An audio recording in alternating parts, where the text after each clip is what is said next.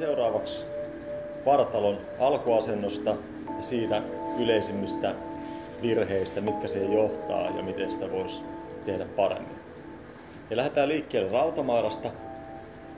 Ja usein näkee pelaajien ja oppilaiden ottavan alkuasennon rautamailla niin, että työnnetään kädet pallon etupuolelle, että varsi olisi niin sanotusti käden jatkeena. Ja tämä aiheuttaa semmoisen virheen ylävartaloon, hartialinja rupeaa aukeamaan selkeästi vasemmalle ja sitten houkuttelee lyömään ulkoilta sisään.